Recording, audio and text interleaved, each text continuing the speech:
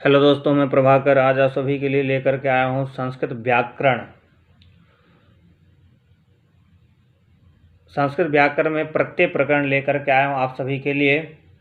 आप सभी का यूट्यूब चैनल में स्वागत है। चलिए आज समझते हैं प्रत्यय का उपयोग क्या है, प्रत्यय कौन कौन से प्रत्यय का क्या कार्य है। आज समझते हैं प्रत्यय के विषय में। सुबंध तथा तिङन्त के अतिरिक्त संस्कृत में कृत तथा तद्धित प्रत्यय होते हैं। कृत प्रत्यय धातुओं से तथा तद्धित प्रत्यय संज्ञा शब्दों से होते हैं। सुबंध और तिङन्त का सबसे पहले चर्चा किया गया, तो आप सभी को बता दूं जानकारी के लिए कि सुबंत प्रत्यय जितने भी हैं वो शब्द रूप में लगाए जाते हैं। यानी शब्द रूप के अंदर कोई प्रत्यय अगर पूछा जाए जो कौन से प्रत्यय होते हैं तो आप कह देंगे सुबंत प्रत्यय। और धातु रूप के जो अंदर है वो तिङन्त प्रत्यय है। यानी तिङन्त प्रत्यय के साथ में धातु रूप बनाए जाते हैं। यानी धातु रूप के जो शब्द तैयार किए जाते हैं उसमें तिङन्त प्रत्ययों का उपयोग करते हैं। इसके अलावा कृत और तद्धित प्रत्यय की चर्चा की गई है। तो कृत प्रत्यय धातु से, यानी जहाँ पे धातु रूप जिस प्रत्यय में लगाया गया हो तिङन्त के अलावा उस प्रत्यय को हम कृदंत कहेंगे, यानी कृत प्रत्ययांत कहेंगे। और जिस संज्ञा शब्दों के साथ में जिस प्रत्ययों का उपयोग हो सुबंत प्रत्ययों के अलावा जिस प्रत्यय का प्रयोग किया गया हो संज्ञा शब्दों के साथ में, उस प्रत्यय को हम तद्धित प्रत्यय कहते हैं। अब हम आगे चर्चा करते हैं अक्त्वा प्रत्यय और ल्यप प्रत्यय। और आपको बता दें कि अक्त्वा और ल्यप प्रत्यय दोनों कृदंत प्रत्यय है, क्योंकि इसमें धातु के साथ में इन प्रत्ययों का उपयोग किया जाता है। तो सबसे पहले हम पढ़ लेते हैं क्या लिखा है यहाँ पे लिखा है जब दो क्रियाएं आगे पीछे हों, यानी एक साथ में दो क्रिया करते हैं तब, और उनका कर्ता एक ही हो, यानी जो कार्य करने वाला व्यक्ति है वो एक ही हो, तो उस वाक्य में पहली क्रिया के साथ अक्त्वा प्रत्यय लगाया जाता है। अक्त्वा और ल्यप प्रत्यय का प्रयोग करके अर्थ के लिए किया जाता है। यानी करके कहते हैं ऐसा करके ऐसा करूँगा, विद्यालय जा कर के पढ़ूँगा, भोजन करके सोऊंगा। तो यानी करके जहाँ पे ऐसा शब्द उपयोग हो तो पहली क्रिया में सामान्य रूप से करके ऐसा देखा जाता है। तो इस जगह में लप प्रत्यांत वाले शब्दों का प्रयोग कर सकते हैं या अक्त्वा प्रत्यांत वाले शब्दों का प्रयोग कर सकते हैं। सामान्य रूप से ये देखा जाता है कि क्रिया के जगह में हम धातु का प्रयोग करते हैं, लेकिन ऐसा नहीं है। जब हम दो क्रिया एक साथ करेंगे तो पहले क्रिया के जगह में अक्त्वा प्रत्यांत शब्दों का प्रयोग कर सकते हैं अथवा ल्यप प्रत्यांत शब्दों का प्रयोग कर सकते हैं। तो एक तो वाक्य भी साधारणतया सही रहता है, और दूसरा ये है कि ऐसा नियम भी है, ऐसा करना भी चाहिए। आगे देखते हैं। अच्छा, सबसे पहले एक और बात बता दूं आपको कि अक्त्वा प्रत्यय में त्वा शेष रहता है और ल्यप प्रत्यय में सिर्फ य शेष रहता है। जहाँ पे भी हम अक्त्वा प्रत्यय लगाएंगे तो का लोप हो जाता है, यानी का नहीं रहता है वहाँ पे। और ल्यप में ल और प ये दोनों हट जाया करता है, तो हमें य शेष रहता है। तो इन्हीं प्रत्ययों को लगा करके हम शब्द को तैयार करते हैं, और धातु रूप का भी उपयोग किया जाता है। इसके साथ में आपको आगे बताता हूँ क्या कैसे करेंगे। आप सभी को बता दूं कि ये जो 5 वाक्य हैं नीचे, इन 5 वाक्यों में ये दिखाया गया है कि पहले क्रिया और दूसरे क्रिया दोनों में धातु रूप कैसे लगे हुए हैं। यानी इसमें सिर्फ धातु का उपयोग करके ही बताया गया है कि ये वाक्य अभी सामान्य रूप से जिनको जानकारी ना हो, जानकारी के अभाव में, या ऐसे कह सकते हैं कि सामान्य रूप से ऐसे हमने वाक्य इसमें बताया है, दिखाया है। सह विद्यालयम गच्छति, वह विद्यालय जाता है। पश्चात सह पठति, वह पढ़ता है। आगे है सह भोजनम करोति, पश्चात सह जलम पिबति, यानी वह भोजन करता है फिर जल पीता है। सह पठति, पश्चात विद्वान भवति, वह पढ़ता है और फिर विद्वान होता है। सह वृक्षम आरोहति, पश्चात सह फलानि खादति, पहले वृक्ष पे चढ़ता है, पेड़ पे, और फिर फल खाता है। स हसति पश्चात स वदति, पहले हंसता है फिर उसके बाद बोलता है। तो इस प्रकार से 5 वाक्य है। इन 5 वाक्यों को बनाने के लिए गच्छति, करोति, पश्चात नहीं पठति, आरोहति और हसति, ये जो पहले क्रिया में इस प्रकार से जो शब्द का उपयोग किया गया है, धातु वाले शब्दों का उपयोग किया गया है, इन धातु वाले शब्दों के जगह में अक्ता प्रत्यांत अथवा ल्यप प्रत्यांत शब्दों का हम प्रयोग कर सकते हैं। अच्छा, आगे देखते हैं। जैसे गम धातु से गच्छति बनता है, तो गम धातु में अक्त्वा लगा देंगे तो गत्वा बन जाता है। वैसे ही करोति में क्रे धातु है, क्रे धातु के साथ में अक्त्वा लगा देंगे तो करोति कृत्वा हो जाएगा। वैसे ही पठति है, पठ धातु है, इसमें अक्त्वा लगा देंगे तो पठित्वा हो जाएगा। ऐसे ही आगे जो है आरोहति, आरोह्य धातु है, उसमें हम लगा देंगे ल्यप प्रत्यय। यहाँ पे ल्यप प्रत्यय का उपयोग है, तो ल्यप प्रत्यय लगा देंगे तो हो जाएगा आरुह्य। आरोह धातु है, उसके साथ में लगा देंगे ल्यप प्रत्यय तो हो जाएगा आरुह्य। आगे है हसति, हसति में अक्त्वा प्रत्यय लगाएंगे तो हसित्वा हो जाएगा। इसी प्रकार से हम वाक्य को सामान्य कर सकते हैं। सामान्य कैसे करेंगे, आगे हम बने बनाए वाक्य आपको दिखाएंगे। लिखा है ऊपर दिए गए वाक्यों में अक्त्वा का प्रयोग करके एक वाक्य बनाओ। यहाँ पे एक वाक्य नहीं हम बताएंगे, 5 का अलग अलग वाक्य है और उसको हम दिखाएंगे और बताएंगे।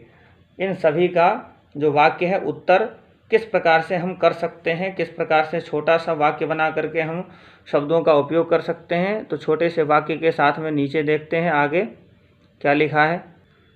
आप सभी देख सकते हैं आगे, यानी नीचे की तरफ देखिए कि जो वाक्य है, ऊपर वाले वाक्य है वो कितना बड़ा है और नीचे वाला जो वाक्य कितना छोटा है। स विद्यालयम गत्वा पठते, इसका मतलब हो गया, गत्वा का मतलब हो गया कि जा करके, करके। हमने कहा था कि करके जहाँ पे अर्थ होगा वहाँ पे हम अक्त्वा प्रत्यय या ल्यप प्रत्यय वाले शब्द का उपयोग कर सकते हैं। तो यहाँ पे गच्छति पश्चात इतना लिखने की कोई आवश्यकता नहीं है, सिर्फ हम इतना कह दें कि गत्वा, विद्यालयम गत्वा पठति, सह विद्यालयम गत्वा पठति, वह विद्यालय जा करके पढ़ता है। तो अक्त्वा प्रत्यय इसका हम उपयोग इस प्रकार से कर सकते हैं, अक्त्वा प्रत्यांत। अब इस शब्द को हम गत्वा में अगर पूछा जाए कौन सा प्रत्यय है, तो हम ये सामान्य रूप से बता सकते हैं कि यह जो शब्द है अक्त्वा प्रत्यांत शब्द है। ऐसे दूसरा वाक्य है सभोजनम कृत्वा जलम पिबति, इसमें भी अक्त्वा जो है, कृत्वा जो है अक्त्वा प्रत्यांत शब्द है। फिर इसके बाद है सह पठित्वा विद्वानम, विद्वान भवति, वह पढ़ करके विद्वान होता है। तो इसमें भी अगर कोई पूछे तो हम कह सकते हैं कि अक्त्वा प्रत्यांत शब्द है, यानी अक्त्वा प्रत्यय है, इसके जिसके अंत में अक्त्वा प्रत्यय हो उसको हम कहेंगे अक्त्वा प्रत्यांत, और जिसके अंत में ल्यप प्रत्यय हो, यानी ल्यप प्रत्यय वाले शब्द को हम ल्यप प्रत्यांत कह सकते हैं, ऐसा कह सकते हैं। तो दो ही चीज़ पूछा जाता है, एक तो कौन से धातु है, कौन से प्रत्यय है। तो इसमें गम धातु है अक्त्वा है, क्रे धातु है अक्त्वा है, पठ धातु है पठित्वा है, इसमें भी अक्त्वा प्रत्यय है। आरुह्य यानी सह वृक्षम आरुह्य फलानी खादति, यानी इसमें आरुह्य में ल्यप प्रत्यय है, इसमें ल्यप में या शेष बचता है। आरोह शब्द को, आरोह धातु रूप को मिला करके और ल्यप प्रत्यय को जोड़ करके और हमने आरुह्य ऐसा शब्द बनाया। तो इस प्रकार से उपयोग कर लिए, यानी वृक्ष पे चढ़ करके फल को खाता है। इसके बाद है फलानी खादति, इसके बाद है सह हसित्वा वदति, वह हंस करके बोलता है, यानी किसी किसका हंसमुख स्वभाव होता है, हंस करके ही बोलता है, लोगों से सप्रेम बोलता है, तो उसके लिए कहा गया कि सह हसित्वा वदति। इसी के साथ में और भी आगे सजेशन दिए गए हैं, उसको भी देखते हैं क्या है। कुछ नियम और कायदे और भी बताए गए, उसको भी समझते हैं डिटेल में। तो आगे देखते हैं क्या लिखा है। यहाँ पे लिखा है, यहाँ गत्वा, कृत्वा, पठित्वा तथा हसित्वा में क्रमशः गम, क्री, पठ और हस धातु रूप है, और सभी में यानी चारों में प्रत्यय कौन सा है, अक्त्वा प्रत्यय है। हमने पहले भी बताया आप सभी को कि चारों में अक्त्वा प्रत्यय ही प्रयोग किया गया है। ध्यान रहे अक्त्वा का त्वा शेष रह जाता है, यानी ऊपर भी हमने बताया कि अक्त्वा प्रत्यय में शेष सिर्फ त्वा ही रह जाता है। चौथे उदाहरण में आरूह्य में ल्यप प्रत्यय है। ल्यप में सिर्फ य का प्रयोग हुआ है, यानी य शेष ही रहता है, सिर्फ य शेष रहता है। यदि धातु से पूर्व उपसर्ग होता है तो अक्त्वा के स्थान पर ल्यप प्रत्यय का प्रयोग होता है, यानी धातु से पूर्व यानी पहले उपसर्ग लगा हो उस धातु में तो उसमें ल्यप प्रत्यय लगाएंगे, ऐसा भी नियम है। ल प का लोप हो जाता है, लोप यानी वो वहाँ से हट जाता है, हो करके या शेष रहता है। ये बात मैंने पहले भी आप सभी को बताया है। यहाँ पे लिखा है निम्नलिखित धातुओं से अक्त्वा प्रत्यय लगाकर वाक्य बनाओ, यानी दृश्य, वच, लिख और दा। दृश्य का मतलब होता है देखना, वच बोलना, वध होना चाहिए, वार्ता करने अर्थ में है ये, और तीसरा है लिख। लिख मतलब लिखना, दा मतलब देना। आगे देखते हैं क्या वाक्य है और कैसे इसको प्रयोग करेंगे। दृश्य, वच, लिख और दा, इस प्रकार से आगे देख। यहाँ पे वाक्य है, 5 वाक्य वैसे ही दिए गए हैं, 4 वाक्य दिए गए हैं। सह वृक्षम पश्यति पश्चात सह तम आरोहति, वह वृक्ष को देखता है फिर उस पर चढ़ता है। सह वार्ताम वक्ति, वच धातु वक्ति शब्द है वच धातु से, तो यानी वार्ता बोलता है, यानी बात बोलता है। पश्चात सह गच्छति, उसके बाद जाता है। सह पत्रम लिखति, वह पत्र लिखता है। पश्चात सह पत्रालयम गच्छति, यानी वह पहले पत्र लिखता है और फिर उसके बाद पत्रालय यानी जहाँ पे पत्र डाला जाता है वहाँ पे जाता है। इसके बाद सह वस्त्रम यच्छति पश्चात सह प्रसन्नः भवति, वस्त्र को देता है और फिर प्रसन्न होता है। तो अब इनके 2 वाक्यों के एक वाक्य बनाएं तथा अक्त्वा का प्रयोग करें, यानी दोनों वाक्यों को एक वाक्य बनाना है, जैसे पहले बनाया है वैसे ही बनाना है। यहाँ पे लिखा है सह वृक्षम दृष्ट्वा तम आरोहति, यानी सह वृक्षम दृष्ट्वा, दृश्य धातु है, पश्य दृश्य को ही पश्य आदेश हो जाता है तो पश्यति ऐसा शब्द बनता है। धातु रूप मूल धातु है दृश्य, यानी दृश्य धातु के साथ में अक्त्वा लगा दिए तो हो गया दृष्ट्वा। तो यहाँ पे सह वृक्षम दृष्ट्वा तम आरोहति, यानी उस पर चढ़ता है।